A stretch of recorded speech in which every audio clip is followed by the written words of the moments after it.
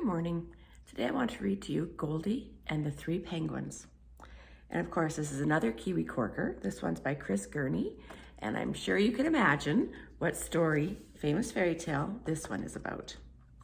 So let's find out what Goldie gets up to with the three penguins. Goldie was bored on this bright sunny day. Her friends were all busy and couldn't come play. "I'll walk to the dairy," said Goldie. "Why not?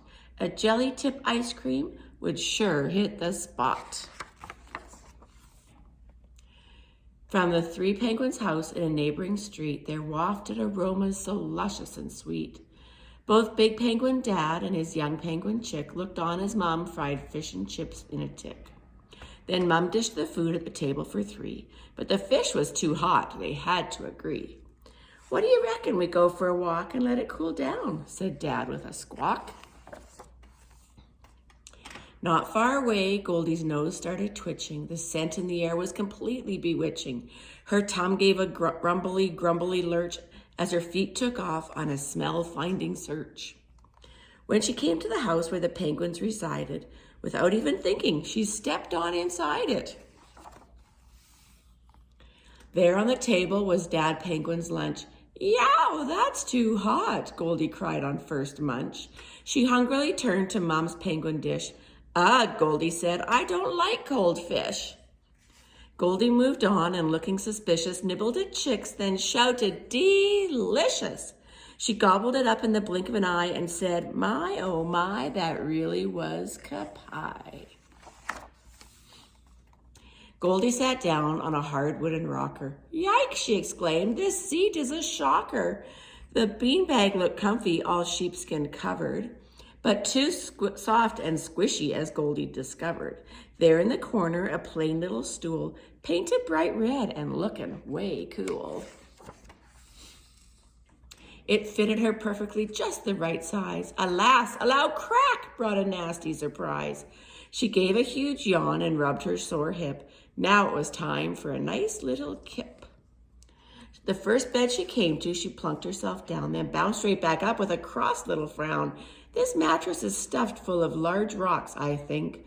On this hard old bed, I could not sleep a wink."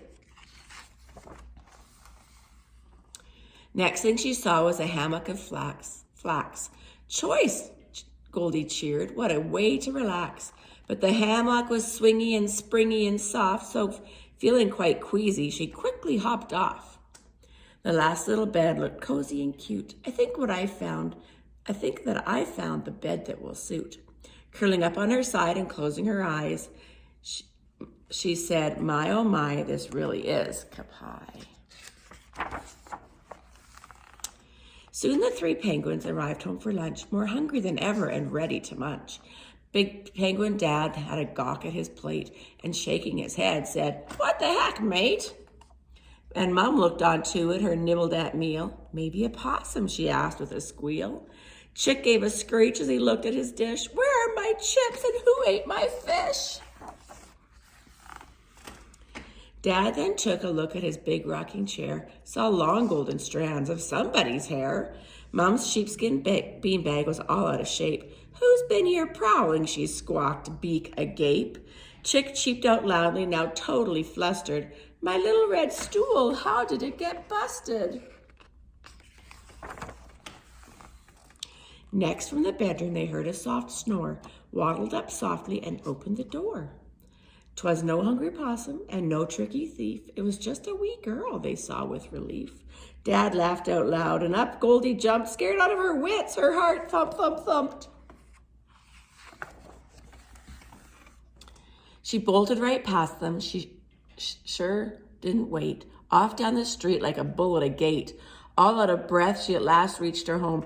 "Never, no, never will I roam." She ran to her mom and collapsed in a hug. Her mom's arms felt safe and loving and snug. With a smile on her face, Goldie said with a sigh, oh my, this really is pie." Hope you enjoyed that story, and we'll find another one for next time. Bye.